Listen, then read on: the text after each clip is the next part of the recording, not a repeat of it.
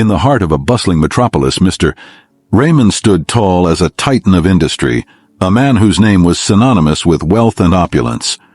His sprawling mansion, adorned with marble floors and gilded chandeliers, was the envy of all.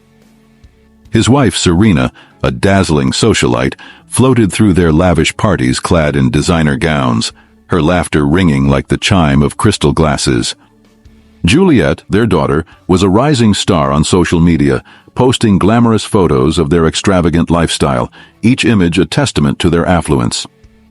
Yet beneath the surface of this glittering facade, Mr. Raymond felt an unsettling void. He observed his family's affection for him, but it was often intertwined with their desire for luxury. They loved him, yes, but did they love him for who he was, or for what he provided? Only his son, Joseph, with his humble demeanor and sincere heart, seemed untouched by materialism. Joseph often helped his father with business matters and shared meaningful conversations, displaying a depth that was rare in their world. One fateful evening, as the sun dipped below the horizon, painting the sky in hues of orange and pink, Mr. Raymond sat alone in his study, enveloped in his thoughts. Pondered the nature of true wealth. Is it the money, the power, or is it something deeper? He mused. It was then that he decided to orchestrate a grand test to unearth the true character of his family. He called his personal assistant, a loyal and discreet man named Samuel, and laid out his plan. Transfer all my funds to a private account and close the businesses. Samuel, though perplexed, nodded in understanding. He had witnessed Mr. Raymond's struggles with his family dynamics and agreed to assist. The next day, Mr. Raymond gathered his family in the opulent living room, the air thick with tension and anticipation. "I have fallen into hard times," he announced, his voice steady yet somber. "We must move to the village and start anew." Serena's eyes widened in disbelief, her perfectly manicured hands trembling. "What do you mean, poor? We can't live like peasants," she exclaimed, her voice rising in pitch. Juliet, her face contorted in horror, chimed in. "No Wi-Fi? No luxury? This is unacceptable. What will my friends think?" But Joseph, with a calm that belied his youth, looked at his father and nodded, understanding the gravity of the situation. "If that's what you want, Father, I will support you," he said, his voice steady and resolute. With reluctance, the family packed their belongings, filling suitcases with designer clothes and gadgets, all while grumbling about their impending doom. They piled into an old rusty car, a vehicle Mr. Raymond had purchased for this very purpose, its faded paint a stark contrast to their former lives. As they drove away from the city, the skyline faded, replaced by sprawling fields and humble homes. Upon arriving at a small, dilapidated hut that had once belonged to Mr. Raymond's father, Serena's face twisted in frustration. This is where we're supposed to live?"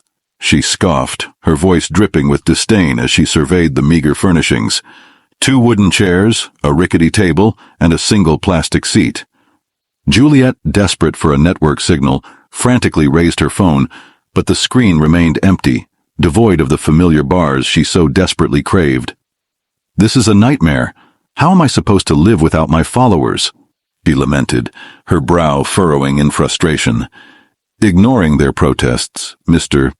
Raymond decided to fetch water from a nearby well, a task he had not performed in years. As he struggled to pull up the heavy bucket, Joseph rushed to his side. "Let me help you, Father," he said, taking hold of the rope and assisting him.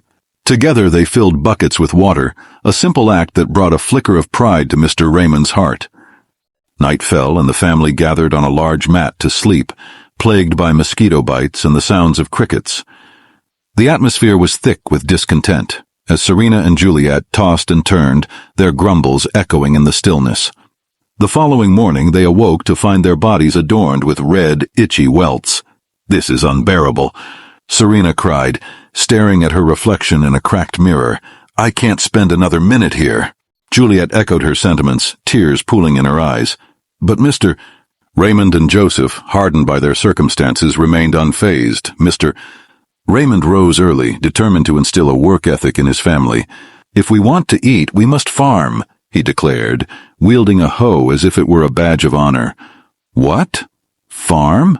You must be joking, Serena protested, aghast. I am not getting my hands dirty. This is punishment, not life, Juliet added, crossing her arms defiantly. Yet Joseph took up the hoe without hesitation, following his father into the fields, a sense of purpose igniting within him. Days turned into weeks, and the family toiled under the relentless sun. The once pristine hands of Serena and Juliet became calloused, dirt-streaked, and weathered. While Joseph thrived in the simple life, planting seeds and tending to crops, Juliet sought refuge at the village bar, longing for the glamour of her former life. It was there that she caught the attention of a wealthy man named Thomas, his charm and allure intoxicating. "You're not from around here, are you?" he flirted, flashing a smile that sent shivers down her spine. Enchanted by his wealth, Juliet entertained his advances, oblivious to the fact that he was already married. Meanwhile, Serena found herself entangled with a local chief who promised her a life of luxury if she would only leave Mr. Raymond. "I'll divorce my wives for you," he declared, his eyes glimmering with false promises.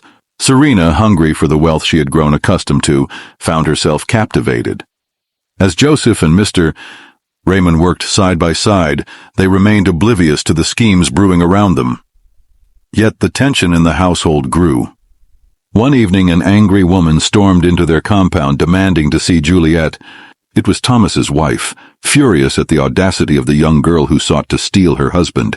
"How dare you?" she spat, her eyes blazing.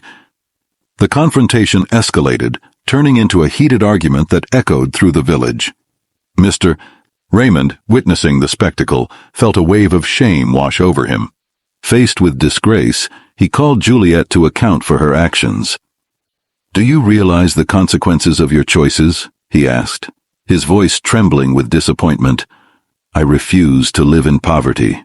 If I have to marry a man to escape this life, I'll do it," she retorted, her defiance cutting deep. Serena, too, became embroiled in jealousy and rivalry, leading to a public fight with the chief's wife that left them both humiliated. As Mr. Raymond watched the moral degradation of his family unfold, he decided it was time to return to the city. He approached Joseph, who had remained steadfast and supportive throughout their trials.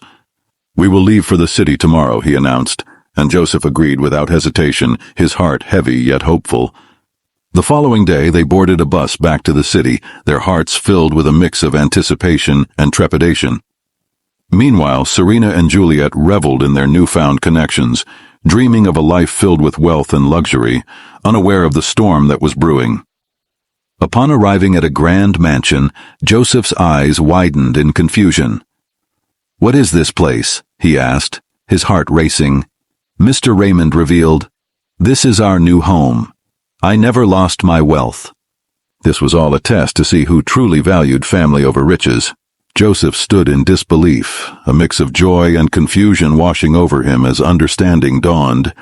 "You were the only one who showed true loyalty and love," Mr. Raymond continued, his voice steady. "Your mother and sister chose wealth over family, and now they must face the consequences of their choices." As Joseph absorbed his father's words, he felt a pang of sadness for his mother and sister. Could they not change? Could they not see the error of their ways? He wondered silently. To be continued. This is a part 1 of the test of true wealth.